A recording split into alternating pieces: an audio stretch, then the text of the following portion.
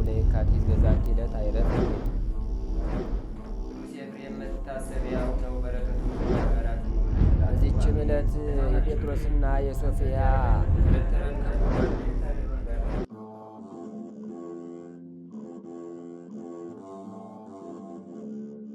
በስመ አብ ወወልድ ወመንፈስ ቅዱስ አሐዱ አምላክ አማስሩ ወረብኡ ለወርኃ ኅዳር በዛቲ ዕለት አይረፈ አብ ቅዱስ አባ መርትያኖስ ኤጲስቆጶስ ዘሀገረ ጠራክያ። አንድ አምላክ በሚሆን በአብ በወልድ በመንፈስ ቅዱስ ስም ኅዳር 14 በዚች ቀን የሀገረ ጠራክያ ኤጲስቆጶስ ቅዱስ አባት አባ መርትያኖስ አረፈ። ይህ ቅዱስ ሶርያ ከምትባል አገር ነው። ወላጆቹም ክርስቲያን ናቸው። እርሱም በገድል የተጠመደ ተጋዳይ ነው። አርዮሳውያንንም የሚቃወማቸው ከሃዲያን የሚላቸው አውግዞም የሚያሳድዳቸው ሆነ። ስለዚህም በእርሱ ላይ ታላቅ መከራ ደረሰበት። በሚያልፍባትም ጎዳና ጠብቀው ይይዙታል። አብዝተውም ገርፈው እግሩን ይዘው በሜዳ ውስጥ ይጎትቱታል። እንዲህም ብዙ ጊዜ ያደረጉበት። ከዚህም በኋላ ከእርሳቸው ሸሽቶ ወደ ሩቅ አገር ተጉዞ በኤርትራ ባሕር ዳር ደረሰ። ከምድር የሚበቅሉ ቅጠሎችን እየተመገበ በዚያ በዋሻ ውስጥ ብዙ ዓመታትን ኖረ። ኤጲስቆጶስም ይሆን ዘንድ እግዚአብሔር መረጠው ነው። የተጋድሎውና የትሩፋቱ ዜና በተሰማ ጊዜ ከዚያ ወስደው ጠራክያ ከሚባል አገር ላይ ኤጲስቆጶስነት ሾሙት። እንደ ሐዋርያት ሥርዓት በሹመቱ በጎ አካሄድን ተጓዘ። በዘመኑ በብዙዎች ላይ ሰላም፣ ፍቅር፣ ቸርነት ሆነ። እግዚአብሔርም በእጆቹ ታላላቅ ታምራትን አደረገ። በጎዳናም አልፎ ሲሄድ የሞተ ሰው አየ። ሌላም አመፀኛ ልቡ የደነደነ በሐሰት ከእርሱ ላይ 400 የወርቅ ዲናር አለኝ፣ ያንን ካልሰጡኝ አላስቀብርም ብሎ ዘመዶቹን ሲከለክል ነበር። ይህም ቅዱስ የሞተውን ይቅበሩት ተዋቸው ብሎ ብዙ ለመነው፣ እርሱ ግን አልሰማውም። በዚያንም ጊዜ ይህ ቅዱስ ወደ እግዚአብሔር እየጸለየ ማለደ። ያን ጊዜ የሞተው ሰው ተነስቶ ምን ዕዳ እንደሌለበት ተናገረ። ከዚህም በኋላ ቅዱስ መርትያኖስ ያንን አመፀኛ በሰው ፊት እንዲህ አለው፣ ለምን በሐሰት ተናገርክ? የተሰወረውን የሚያውቅ እግዚአብሔርን አትፈራውምን? በዚያንም ጊዜ ያ አመፀኛ ሞተ። ከሞት የተነሳ ግን በሰላም ወደ ቤቱ ገባ። ከዚህም በኋላ ይህ ቅዱስ መርትያኖስ ብዙ ዘመናትን ኖረ። መልካም አገልግሎቱንም ፈጽሞ እግዚአብሔርንም ደስ አሰኝቶ በሰላም አረፈ። ለእግዚአብሔር ምስጋና ይሁን፣ እኛንም በዚህ አባት ጸሎት ይማረን፣ በረከቱም ከኛ ጋር ትኑር ለዘላለሙ። ሰላም ለመርትያኖስ ምሉዐ ጸጋ ወሀብት ከመይስብክ ሃይማኖተ በመጣሪያ እንተውህበቶ ሲመት እመ አርዮሳውያን ሕዝብ በረከቦ ስደት አበሆረ ወፈለሰ ውስተ ምድር ርህቅ በኃይለ ጸሎቱ ተንሰአ ምጉት። በዚችም ቀን ለፋርስ ንጉሥ ታምራት ያደረገና ክብር ይግባውና በጌታችን ኢየሱስ ክርስቶስ ያሳመነው የአባ ዳንኤል የዕረፍቱ መታሰቢያ ነው። የእምነቱ ምክንያት እንዲህ ነው። ይህ ንጉሥ ጽኑ የሆነ የሆድ በሽታ ታሞ ነበር። ባለመድኃኒቶችም ሊያድኑት አልቻሉም። ንጉሱም ከማዕዱ የሚመገበው አብሮት የሚኖር ሰራየኛ ሰው ነበረ። ንጉሱም እንዲህ አለው፣ ያንተ ከኔ ጋራ መኖር ጥቅሙ ምንድን ነው? ከዚህ በሽታ ካልፈወስከኝ እገላለሁ። ሰራየኛውም ንጉሱን በተንኮል እንዲህ ብሎ ተናገረው፣ ንጉሥ ወይ የምነግርህን ካደረግህ ከደዌ ትድናለህ። አሁንም ለአባትና እናቱ አንድ ብቻ የሆነ ልጅ ይፈልጉልን። እናቱ አስራ ተያዘው፣ አባቱም ይረደው፣ በእርሱም ደም ትድናለህ። መሰሪው ይህን ማለቱ ግን እንዲህ ያለ ስራ መስራትን ንጉሥ ይፈራል ወይም ልጁን የሚሰጥ አይገኝም ብሎ አስቦ ነው። ንጉሱም በሚገዛው አገር ውስጥ ፈልገው በ1000 የወርቅ ዲናር ሕፃን ልጅ ይገዙለት ዘንድ አሽከሮቹን አዘዘ። በዚያችም አገር አንድ ልጅ ያላቸው ድሆች የሆኑ ባልና ሚስት ነበሩ። እነርሱም ይህን ነገር ሲሰሙ ልጃቸውን ወደ ንጉሥ ወሰዱ። ልጁም በማልቀስ እኔ በፈጠረኝ እግዚአብሔር ላይ ተማምኛለሁና እርሱም ያድነኛል ይል ነበረ። እናቱም አጥብቃ አሰረችው። አባቱም ሊያርደው በንጉሥ ፊት ሾተሉን አመዘዘ። በዚያንም ጊዜ ሕፃኑ ዓይኖቹን ወደ ሰማይ ቀና አድርጎ ወደ እግዚአብሔር በልቡ ሲጸልይ ከንፈሮቹን አንቀሳቀሰ። እግዚአብሔርም በንጉሡ ልብ ርኅራኄን አሳደረ። ፈትታችሁ ልቀቁት ብሎ አዘዘ። ወደ እርሱም አቅርቦ ዓይኖቹን ወደ ሰማይ ባቀናህ ጊዜ ምን አልክ አለው። ጌታዬ ወይ ልጅን የሚገፋው ቢኖር አባቱና እናቱ ያድኑታል።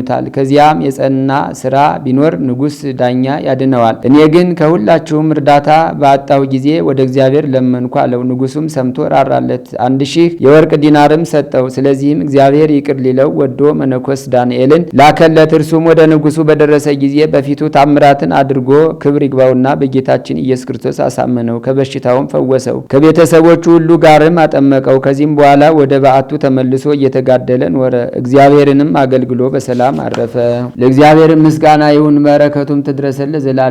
ሰላም እብ ለዳንኤል መነኮስ እንተ ወሃቦ ፈውሰ ለንጉሰ ሰፋር ድረ እመጥባይት ቤዘወ በተራይርሆ መንፈስ እምነ እሙ ነዳይት ወማአቡሁ ጽኑስ ዘተሰየጦ በወርቅ ለሕፃን ንዑስ። በዚችም ቀን የሱራስጦስ፣ የእንድራዎስ፣ የመብሪኖስ፣ የራጢና፣ የወይስጥና ደግሞ የጋርሴስ፣ የባጥላን፣ የደብረ ቢዘኑም የሃይማኖት መምህር የአባ ዮሐንስ መታሰቢያቸው ነው። በደብረ ቀልሞንም የተሰራች ቤተ ክርስቲያን የከበረችበት ነው። በረከታቸውም ትድረሰን ለዘላለሙ።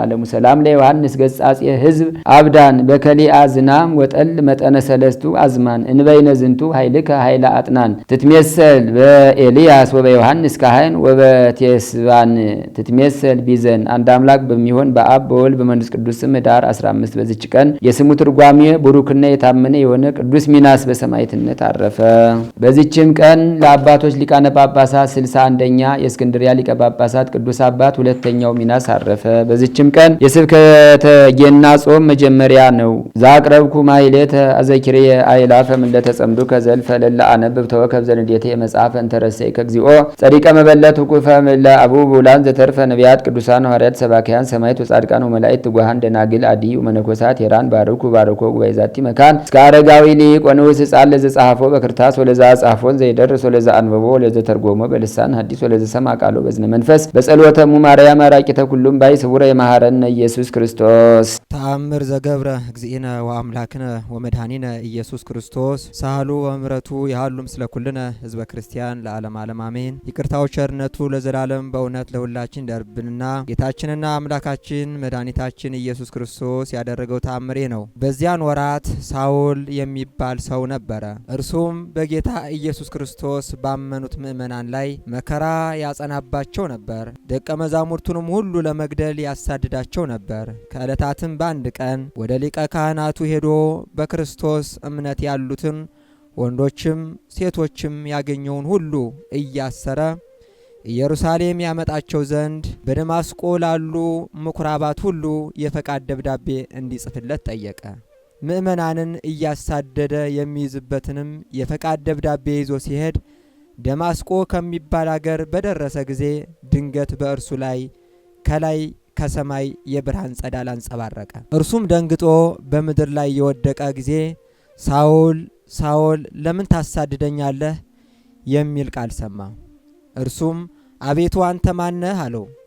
ጌታም ከዋልሁበት አላድርም ካደርኩበትም አልውልም የምትለኝ እኔ ናዝሬቱ ኢየሱስ ነኝ። ዳሩ ግን የሾለውን ብረት ብትረግጠው ጉዳቱ የራስህ እንጂ ነው አለው። ጳውሎስም ከቃሉ ግርማ የተነሳ እየፈራና እየተንቀጠቀጠ አቤቱ ምን ላደርግ ዘንድ ይገባኛል አለው። ጌታ ኢየሱስ ክርስቶስም ተነስተህ ወደ ከተማ ግባና ታደርገው ዘንድ የሚገባን በዚያ ይነግሩሃል አለው። ከእርሱም ጋር ቆመው የነበሩ ሰዎች ንግግሩን ይሰማሉ፣ ነገር ግን በዓይናቸው የሚያዩት ነገር አልነበረም። ሳኦልም ከወደቀበት ተነሳና ዓይኑ ተገልጦ ሳለ ማየት አልቻለም። ሰዎቹም እየመሩት ወደ ደማስቆ ይዞት ገቡ። በዚያም እህል ሳይበላ ውሃም ሳይጠጣ ለ3 ቀን ያህል ተቀመጠ። ከ70 አርድእት ወገን የሚሆን ሐናንያ የሚባል አንድ ሰው ነበረ። ጌታ ኢየሱስ ክርስቶስም ሐናንያ ሆይ አለው። እርሱም አቤት ጌታዬ እንሆን አለ። ጌታ ኢየሱስ ክርስቶስም ተነስተ ስሟ ቅን በምትባል ጎዳና በቤተሳይዳ የጠርሴስ ሀገር ሰው የሚሆነውን ጳውሎስ የሚባል ሰው ፈልግ፣ እነሆ እርሱ በአሁኗ ሰዓት በዚያ እየጸለየ ነውና አለው። ጳውሎስም እየጸለየ ሳለ ጌታ ሐናንያን ተመስሎ በራእይ ታየው። ወደ እርሱም ገብቶ ብርሃን ያይ ዘንድ እጁን ሲጭንበት ተገለጠለት። ሐናንያም አቤቱ በኢየሩሳሌም በሚኖሩ ምእመናን ላይ ይህ ነው ስራው የነበረው ክፉ ስራ ሁሉ ከብዙ ሰዎች ሰምታችሁ፣ አሁንም በዚሁ ቅዱስ ስምህን የሚጠሩበትን በስምህ ያመኑትንም ምእመናን ወስዶ ያስሩ ዘንድ ከሊቀ ካህናቱ ስልጣን ተቀብሎ መጥቷልና አለው። ጌታ ኢየሱስ ክርስቶስም አንተስ ተነሳና ሂድ፣ ስሜን በነገሥታት አሕዛብ በመኳንንትና እስራኤል ፊት ያስተምር ዘንድ መርጬዋለሁ። ይልቁንም በስሜ ስላስተማረ መከራ ይቀበል ዘንድ ነግሬዋለሁ አለው። በዚያም ጊዜ ሐናንያ ፈጥኖ ሄደ። ወደ ቤት ገባና ወንድሜ ሳውል ሆይ ወደዚህ ስትመጣ በመንገድ ያነጋገረ ጌታችን ኢየሱስ ክርስቶስ ዓይንህ ይበራ ዘንድ መንፈስ ቅዱስም ይመላብህ ዘንድ ወደ አንተ ልኮኛልና በማለት እጁን ጫነበት። በዚያን ጊዜም እንደ ሸረሪት ድር ያለ ከዓይኑ ረግፎ ወደቀለትና ዓይኑ በርቶ ፍጹም ብርሃን አየ። ከዚያም ፈጥኖ ከተጠመቀ በኋላ እህል በልቶ ጸና። በደማስቆም ከደቀ መዛሙርቱ ጋር ለጥቂት ቀን ቆየ። ከዚያም ያለ ማምታታት ያን ጊዜውን ፈጥኖ ወደ ምኩራብና ስለ ኢየሱስ ክርስቶስም የእግዚአብሔር ልጅ እንደሆነ እየመሰከረ ማስተማር ጀመረ። የሰሙትና ያዩትም ሁሉ ይህ በኢየሩሳሌም የክርስቶስ ስም የሚጠሩትን ሁሉ ከዋሉበት አላሳድር ካደሩበትም አላውድም እያለ ሲያሳዳቸው የነበረ አይደለምን? ይልቁንም ከሊቀ ካህናቱ የማሳደጃ ደብዳቤ እያመጣ ምእመናን ወደ ኢየሩሳሌም እየወሰደ የሚያስራቸው የነበረው አይደለምን? በማለት ፈጽመው አደነቁ። ጳውሎስ ግን በደማስቆ ያሉትን አይሁዶች እየተከራከረ ምላሽ ያሳጣቸው ጀመር። ከዕለት ወደ ዕለትም ጸጋ እግዚአብሔር እየጨመረለት ሄደ። ይቅርታውና ቸርነቱ ለዘላለም ይደርብን። የአባታችን የሐዋርያው የቅዱስ ጳውሎስ ረድኤትና በረከት በሁላችን በሕዝበ ክርስቲያን ላይ ጸንቶ ይኑር ለዘላለሙ አሜን። እኒህ ቅዱሳንን ያፈራች የነዚህ ቅዱሳን የጸሎታቸው ወዝ የፈሰሰባት ሀገር ነች ሀገር እግዚአብሔር ኢትዮጵያ። ጻድቃን በአባታቸው መንግሥት እንደ ፀሐይ ያበራሉ አለ። በሚጠፋው የማይጠፋውን ያገኛሉ፣ በምድራዊው ዘላለማዊውን ያገኛሉና ጻድቃንን የሚጠሉ ሁሉ ይጸጸታሉ ነው የሚለው መጽሐፍ።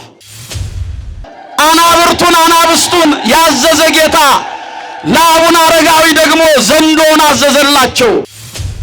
መከራ ነው መስቀል፣ መስቀል ፍቅር ነው፣ መስቀል ቀራንዮ ነው። የሞቱን መስቀል ተሸክሞ በኋላ ይከተለኝ። ሰው ዓለምን ሁሉ ቢያተርፍ ነፍሱን ግን ቢጎዳ ምን ይረባዋል የተባለውን ቃል በሕይወታቸው የተረጎሙ ጻድቁ አባት አቡነ አረጋዊ ናቸው። ከእግዚአብሔር ዘንድ የተላከ 60 ክንድ የሚረዝመው ዘንዶ 15ቱን ክንድ በተራራው ላይ 15ቱን ክንድ በምድር ላይ ሌላውን በወገባቸው ላይ ተጠቅልሎ ጻድቁን መሰላል ሆኗቸው ታዞ በቅዱስ ሚካኤል ስም ተገዝቶ ያ ዘንዶ ይዟቸው በተራራው ራስ ላይ አስቀመጣቸው ይላል። ክብር ምስጋና ለስሙ። ጽድቃችን ተቀየረ፣ መርገማችን በዛ፣ ከእግዚአብሔር ተለያየን። ከምንደሰትበት የምናለቅስበት ዘመን ረዘመ። እጆቻችን ወደ ሰማይ ተዘረጉ፣ ባዶአቸውን ተመለሱ። ሌሊት ወጥተው ሌሊት እየገቡ የሰበሰቡት ሀብታቸው ንብረታቸው ወገኖቻችን ሙስሊምም ይሁኑ ክርስቲያንም ይሁኑ ፕሮቴስታንትም ይሁኑ ግን ምናዊ ናቸው፣ ምናዊ ናቸው። የነዚህ የወገኖቻችን ንብረት በሰከንድ ሽርፍራፊ ለዓመታት የለፉበት ዶጋመድ ሲሆን አመድ ሲያፍሱ እጅግ አዝነናል። ቤተክርስቲያን አዝናለች። ዛሬ የተሰበሰብንበት እግዚአብሔር በቤቱና በቅጥሩ ውስጥ ቃል ኪዳን ከሰጣቸው ቅዱሳን ጻድቃን መካከል አቡነ አረጋዊ በአባታቸው መንግስት እንደምን ያበራሉ? እንደ ፀሐይ ያበራሉ። በማን መንግስት? በማያልፈው በእግዚአብሔር መንግስት፣ በማይጠፋው በእግዚአብሔር መንግስት በአባታቸው ቀኝ ቆመው እንደ ፀሐይ ያበራሉ ይለናል። የእግዚአብሔር ልጆች በዚህ ጊዜ ስለ ሕይወት ቃል ስለ ዘላለማዊው መንግስት መልካም ምድር ሆነው የተሰጣቸውን ፍሬ ያፈሩ በተጋድሎ የጸኑ በምግባር የቀኑ ሃይማኖትን ያሰፉ ወንጌልን የሰበኩ እነዚህ በመልካም መሬት የተመሰሉ ቅዱሳን ጻድቃን ናቸው። እነዚህ ደግሞ አለ በመጨረሻው ዘመን የሰው ልጅ እልፍ አእላፍ መላእክትን አስከትሎ በክብር ዙፋኑ ሲመጣ ጻድቃንን በቀኙ ኃጥአንን በግራው ሲያቆም ጻድቃን በአባታቸው መንግስት እንደ ፀሐይ ያበራሉ አለ። በማን መንግስት? ጻድቃን በአባታቸው መንግስት እንደ ፀሐይ ያበራሉ አለ። በሚጠፋው የማይጠፋውን ያገኛሉ፣ በምድራዊው ዘላለማዊውን ያገኛሉና ተጋድሏቸውን ትሩፋታቸውን በጎነታቸውን ለታመነው አምላክ ነፍሳቸውን አደራ ሰጥተው በዚህ ምድር ተጋድሎን ፈጽመዋልና የእግዚአብሔር ልጆች ይህች ዓለም ንቃቸው ሳይሆን ዓለምን ንቀዋት ተሰደዋል፣ መከራ ተቀብለዋልና። ከዚህ የተነሳ እግዚአብሔር ስለገባላቸው ቃል ኪዳን ሲናገር በመዝሙር 145 ቁጥር 8 ላይ እግዚአብሔር ጻድቃንን ይወዳቸዋል ይላል። ማንን ይወዳቸዋል? ንገሩኝ ሁላችሁ። ስደተኞችንም ይቀበላቸዋል። እግዚአብሔር ያፈቅሮሙ ለጻድቃን። እግዚአብሔር ጻድቃንን ይወዳቸዋል፣ ያከብራቸዋል። ስደተኞችንም እንደዚሁ ይቀበላቸዋል አለ ቅዱስ ጳውሎስ ለዕብራውያን ክርስቲያኖች እንደጻፈው ዕብራውያን ምዕራፍ 11 ቁጥር 32 ላይ የበግ ሌጦ ለብሰው ሀገር ላገር ዞሩ፣ በየፍርኩታው በየገደሉ ተንከራተቱ፣ በአላውያን ነገሥታት ፊት እንደ ወንጀለኛ ተቆጠሩ፣ በእሳት ሰንሰለት ተገረፉ። ይህ ዓለም ለነርሱ አልተገባቸውምና አምላካቸው እግዚአብሔር ተብሎ ሊጠራ በእነርሱ አያፍርም በማለት መለስ ብሎ ሮሜ ምዕራፍ 8 ቁጥር 26 ላይ እነዛን የልጁን መልክ ይመስሉ ዘንድ አስቀድሞ ያያቸውን ጠራቸው፣ የጠራቸውን አከበራቸው፣ ያከበራቸውን ለዘላለሙ አጸደቃቸው፣ ከፍ ከፍ አደረጋቸው፣ ከፍ ከፍ ያደረጋቸውን ለዘላለሙ አጸደቃቸው። አምላካቸው እግዚአብሔር ተብሎ ሊጠራ በእነርሱ ከቶ አያፍርም አለ። ክብር ምስጋና ለስሙ ይሁን። አስቀድሞ የልጁን መልክ ይመስሉ ዘንድ የተጠሩ ይህንን ዓለም የናቁ ያከበራቸው፣ የጠራቸው፣ የመረጣቸው ለዘላለሙም ያጸደቃቸው አምላካቸው እግዚአብሔር ተብሎ ሊጠራ በእነርሱ ከቶ ያላፈረባቸው እነዚህ ቅዱሳን ጻድቃን ናቸው። በእምነታቸው የእሳትን ኃይል አጠፉ፣ የአናብስትን አፍ ዘጉ፣ አላውያን ነገሥታትን ድል አደረጉ ተብሎ ነው የተጻፈው። ጸሎታቸው እጅግ ግሩም ነው። ያዕቆብ በመልእክቱ በምዕራፍ 5 ቁጥር 16 ላይ የጻድቅ ሰው ጸሎት በሥራ እጅግ ኃይልን ታደርጋለች ተብሎ ነው የተጻፈው።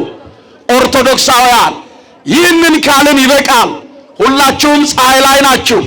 ነገር ግን ዛሬ የተገናኘ ነው እዚህ የመጣንበት ዋነኛ ዓላማ ጻድቁ አባታችን አቡነ አረጋዊ እንዲሁም ገብረ ክርስቶስ መርዓዊ የክርስቶስ ሙሽራ እነዚህ ሁለቱ ቅዱሳን አባቶቻችን ለጨለማው ዓለም ብርሃን የሆኑ ዘንድ ክህደት ኑፋቄ ለበዛበት ዓለም ጽናትና ሃይማኖት ሆነው በምድራችን ላይ የተገለጡ ቅዱሳን ናቸው።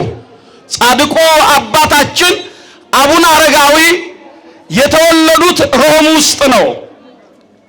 አዎ በፍልስጤም ሮም ውስጥ የተወለዱ ጻድቅ ናቸው። በ375 ዓመተ ምህረት አባታቸው ንጉሥ ናቸው፣ ይስሐቅ ይባላሉ። እናታቸው ደግሞ ንግሥት ናቸው፣ ዕድና ይባላሉ።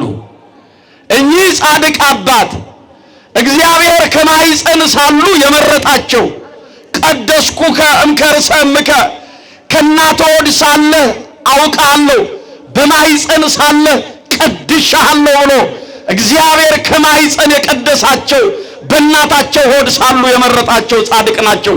ከፍ አድርጉና ያከበራቸውን እግዚአብሔርን አመስግኑ። አስተውሉ የእግዚአብሔር ልጆች፣ በእናትና በአባታቸው ቤት በንጉሥ ቤት በንግሥት ቤት የተወለዱ ሁሉ ነገር የሞላላቸው ሁሉ ነገር የተረፈላቸው የሚገዙት የሚነዱት የተትረፈረፈላቸው መርጠው መብላት መርጠው መጠጣት መርጠው መልበስ እየቻሉ የእናትና የአባታቸውን ቤት ትተው ገና በ15 ዓመታቸው የእናትና የአባታቸውን ቤት ትተው ወጡ። ማንን አባት አድርገው? ተናገሩ እስቲ።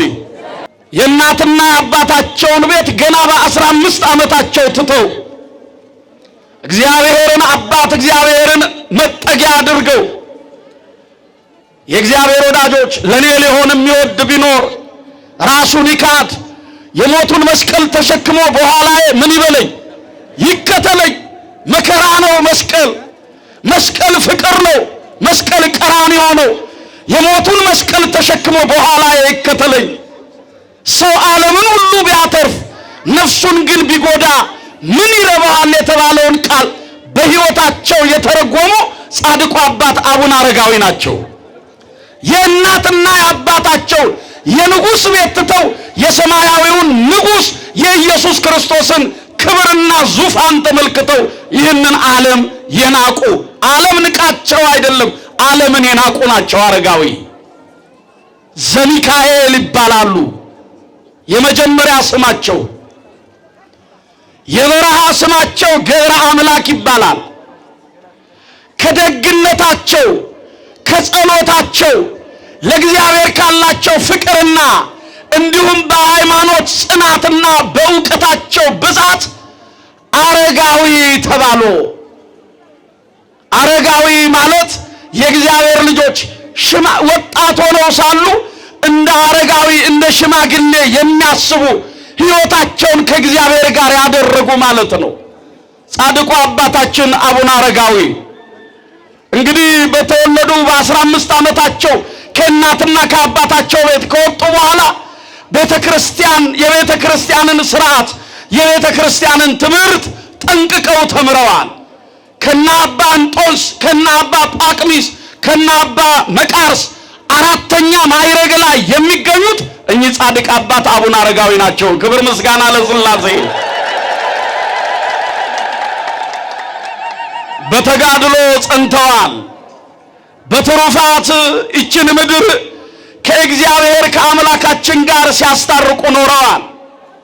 እንዳልኳችሁ የመነኮሳት ሁሉ አባት የሆኑት አቡነ አረጋዊ በ486 ዓመተ ምህረት ወደ ሀገረ እግዚአብሔር ወደ ኢትዮጵያ ሲመጡ የእግዚአብሔር ባለሟል የእግዚአብሔር አገልጋይ መልአከ ምክሩ ተብሎ የሚጠራው የመላእክት አለቃ ቅዱስ ሚካኤል በክንፉ ጭኖ ከሮም ወደ ሀገረ እግዚአብሔር ወደ ኢትዮጵያ ይዟቸው መጣ ይላል። ክብር ምስጋና ለስሙ ይሁን። ይዟቸው መጥቶ በስተሰሜን በአክሱም ጽዮን ላይ አኖራቸው። ሲመለከቱ ሀገረ እግዚአብሔር ኢትዮጵያ ለጸሎት የቀናች በፍቅር አምላኳን ያከበረች መስዋዕተ ኦሪት የተሰዋባት ከሐዋርያት መካከል ወንጌል ያልተሰበከባት ግን ሕዝቡ እግዚአብሔርን የሚፈራባት ምድር እንደሆነች አይተው ቅዱስ ሚካኤልን ሲማጸኑት ከነበሩበት ቦታ ከአክሱም ይዟቸው እንደገና ወደ ሮም ተመለሰ።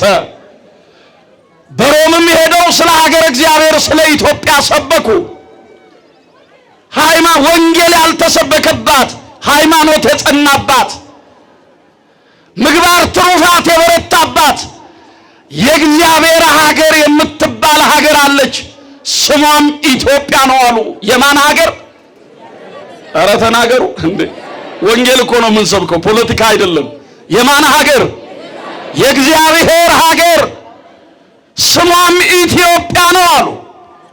ነገስታቱ በሃይማኖት የጸኑባት፣ ለክቡር መስቀሉ ዋጋ የከፈሉባት፣ መስዋዕተ ኦሪት የሰውባት፣ ትርጓሜ የተነገረባት፣ ገዳማቱ አድባራቱ የጸኑባት፣ ቅዱስ ሥጋው ክቡር ደሙ የሚፈተትባት፣ የቅዱስ ያሬድ ጣዕመ ዝማሬ የሚሰማባት፣ ምህላው የሚደርስባት ስሟም ኢትዮጵያ ነው አሉ አቡነ አረጋዊ። ሮም ላይ ሄደው ለ480 ደቀ መዛሙርቶቻቸው ይሄንን ነገሩ።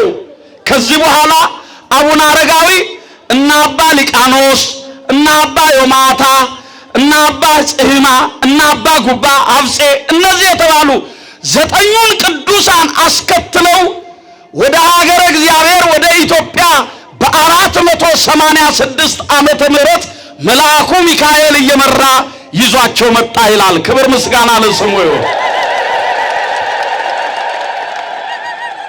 አሁን ቃል ኪዳናቸው በሚነገርበት የእግዚአብሔር ወዳጆች በ325 በ375 ዓመተ ምህረት ተወልደው በ525 በተሰወሩበት በዚህ በስተሰሜን የሚገኘው በቀደመ ስሙ ደብረ ሃሌሉያ ይባላል።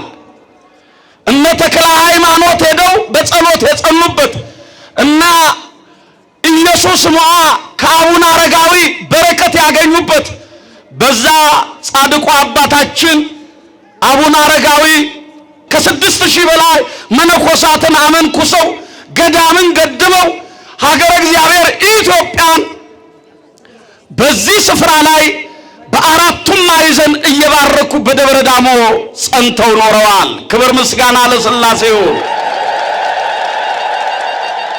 ኦርቶዶክሳውያን ወደዚህ ተራራ ሲወጡ ተራራው በአይን የሚዘለቅ አይደለም። ምናልባት እድል ገጥሟችሁ የሄዳችሁ በዛም የተወለዳችሁ ትግራውያን በዚህ ያላችሁ ኤርትራውያን ወገኖቻችን ሁላችሁ የዚህን ገዳም ታሪክ ታውቃላችሁ።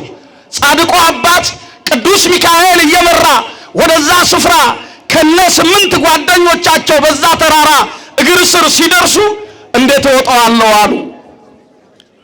እንዴት ወደዚህ ተራራ መውጣት እችላለሁ ብለው ሲጨነቁ ከእግዚአብሔር ዘንድ የተላከ 60 ክንድ የሚረዝመው ዘንዶ 15ቱን ክንድ በተራራው ላይ 15ቱን ክንድ በምድር ላይ ሌላውን በወገባቸው ላይ ተጠቅልሎ ጻድቁን መሰላል ሆኗቸው ታዞ በቅዱስ ሚካኤል ስም ተገዝቶ ያ ዘንዶ ይዟቸው በተራራው ራስ ላይ አስቀመጣቸው ይላል። ክብር ምስጋና ለስሙ።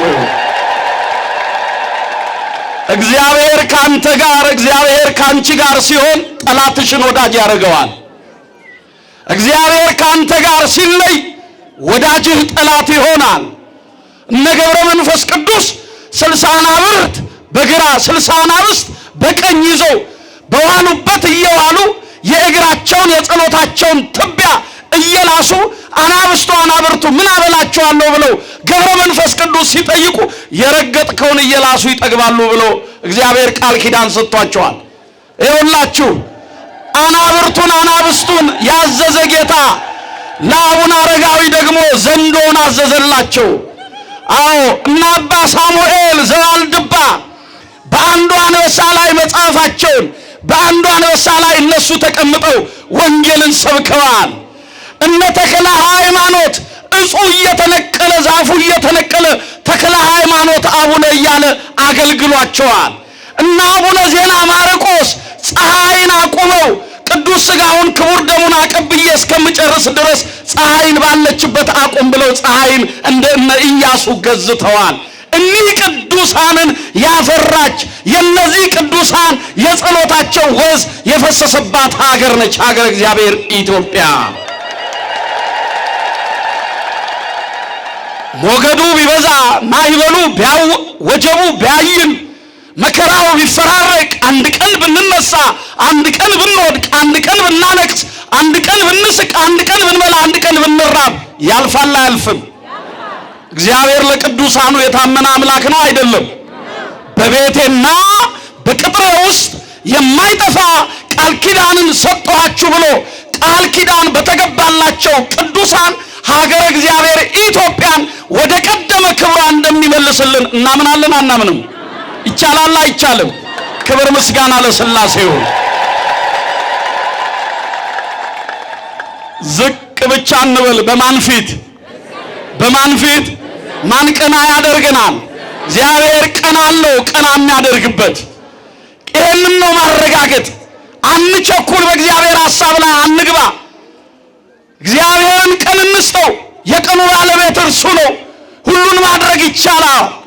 ከዚህ የተነሳ ነው ያ ዘንዶ ታዘዘ፣ በተራራው ራስ ላይ ያደረሳቸው። ልብ በሉ የእግዚአብሔር ወዳጆች፣ በዚህ በ12ኛው መቶ ክፍለ ዘመን እቺን ብቻ ተናግሬ ልጨርስ። በ12ኛው መቶ ክፍለ ዘመን አባቶቻችን ያግዙኛል።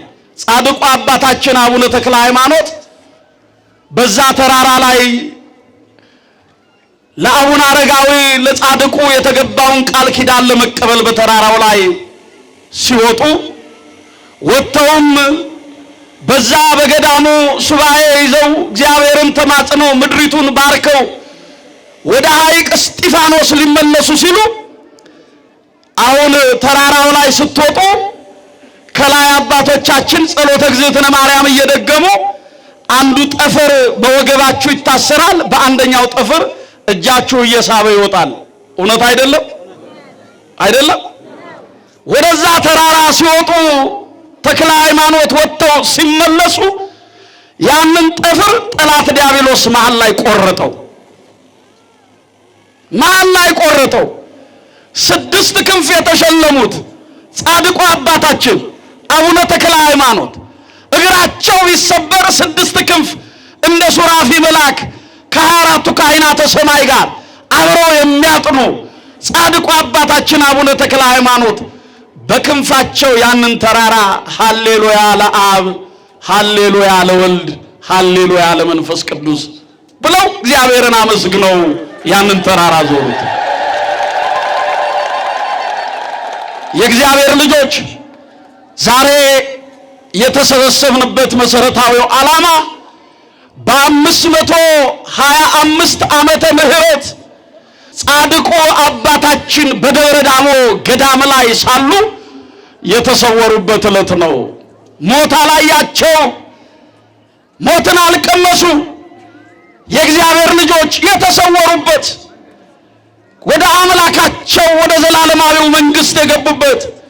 ለዚህ ነው በመጨረሻው ዘመን ጻድቃን በአባታቸው መንግስት እንደምን ያበራሉ? እንደምን ያበራሉ? እንደ ፀሐይ ያበራሉ ተብሎ ነው የተጻፈው። ዛሬ ጻድቃንን የሚጠሉ ሁሉ ይጸጸታሉ ነው የሚለው መጽሐፍ። ጻድቃንን የሚጠሉ ምን ይላሉ? አያችሁ፣ እዚህ መጽሐፈ ምሳሌ ምዕራፍ 29 ቁጥር 32 ላይ ጻድቃን ሲበዙ ህዝብ ደስ ይለዋል አለ። ማን ሲበዙ? ጻድቃን ሲበዙ ህዝብ ደስ ይለዋል፣ ኃጥአን ሲሰለጥኑ ህዝብ ያለቅሳል። እውነት ሐሰት? ይሄ ነው ዛሬ። ጽድቃችን ተቀየረ፣ መርገማችን በዛ፣ ከእግዚአብሔር ተለያየን፣ ከምንደሰትበት የምናለቅስበት ዘመን ረዘመ። እጆቻችን ወደ ሰማይ ተዘረጉ፣ ባዶአቸውን ተመለሱ። መከራው የበዛበት ዘመን ነው። እግዚአብሔር መከራውን ያርቅልን። በቅዱሳኑ በረከት ሁላችንን የሚጎብኝን። ገብረ ክርስቶስ መራዊ ሙሽራ ይህንን ዓለም ትተው የናቁ ከጨጉላ ቤት ጠፍተው ይሄዱ በአባታቸው ደጃፍ ላይ ለ15 ዓመታት በደዌ ተመተው የኖሩ ጓደኞቻቸው ውሾች የነበሩ ይህ ዓለም የዚህ ዓለም ሰው ሲንቃቸው እግዚአብሔር ያከበራቸው በዛሬው ዕለት በቤትና በቅጥር ውስጥ ቃል ኪዳንን የሰጣቸው ቅዱሳን አባቶቻችን ናቸው። ከቅዱሳኑ ረድኤት በረከት ሁላችንን የሚያሳትፈን አምላካችን ኢየሱስ ክርስቶስ የሰማነውን በዝን ልቡናችን ይጻፍብን፣ ከቅዱሳን ረድኤት በረከት ያሳትፈን፣ ሰላም ቀን ያውለን፣ በዓሉን የበረከት በዓል ያድርግልን። አምላካችን ቅድስት ተዋሕዶ ሃይማኖታችን አስፋልን፣ ምእመናንን በሃይማኖት አበርታልን። የሰላም አምላክ ሰላምን ስጠን። ቀኑን ባርከ ቀድሰ በሰላም አውለን። አቡነ ዘበሰማያት ይትቀደስ ስምከ ትምጻእ መንግሥትከ ወይኩን ፈቃድከ በከመ በሰማይ ከማሁ በምድር ሲሳየነ ዘለለ ዕለትነ ሀበነ ዮም ወኅድግ ለነ አበሳነ ወጌጋየነ ከመ ንሕነኒ ንኅድግ ለዘአበሰ ለነ ኢታብአነ እግዚኦ ውስተ መንሱት አላ አድኅነነ ወባልሐነ እምኩሉ እኩይ እስመ ዚአከ ይእቲ መንግሥት ኃይል ወስብሐት ለዓለመ ዓለም። በሰላመ ቅዱስ ገብርኤል መልአክ ኦ እግዝእትየ ማርያም ሰላም ለኪ ድንግል በሕሊናኪ ወድንግል በሥጋኪ እመእግዚአብሔር ጸባኦት ሰላም ለኪ ቡሩክት አንቲ እምአንስት ወቡሩክ ፍሬ ከርስኪ ተፈሥሒ ፍሥሕት ኦ ምልዕተ ጸጋ እግዚአብሔር ምስሌኪ ሰአሊ ወጸልይ ምህረታ በፍቅር ወልድኪ ኢየሱስ ክርስቶስ ከመ ይስራይ ለነ ኃጣውኢነ ተማኅፀነ ብኪ ኦ ተወካፌ ንስሐ ወሰራይ ኃጢአት ኢየሱስ ክርስቶስ ስረይ ኃጢአትየ ወኃጢአተ ኩሉ ሕዝብ ከማይሰራ ኃጢአት እግዚአብሔር ይፍታ። ንቁ ሚዲያ ለተመልካቾቹ ከሚያደርሳቸው ዕለታዊ ሳምንታዊና ወርሃዊ ዝግጅቶች መካከል የየዕለቱን ስንክሳር ወርሃዊና ዓመታዊ የቅዱሳን ገላትና ድርሳናትን በኢትዮ ማህበር የዩቲዩብ ቻናል ያቀርባል። የየዕለቱን ስንክሳር ባሉበት ሆነው በማድመጥ እንዲሁም ወርሃዊና ዓመታዊ የቅዱሳንን ዜና ሕይወታቸውን በማድመጥ ከቅዱሳኑ በረከትና ረድኤት እንዲያገኙ ንቁ ሚዲያ የሁል ጊዜ ምኞቱ ነው። በየዕለቱ የሚለቀቁ ዜና ቅዱሳንን ላይክ፣ ሼር እና ሰብስክራይብ በማድረግ አገልግሎቱን ይደግፉ። ንቁ ሚዲያ ርቱ የቤተ ክርስቲያን ልሳን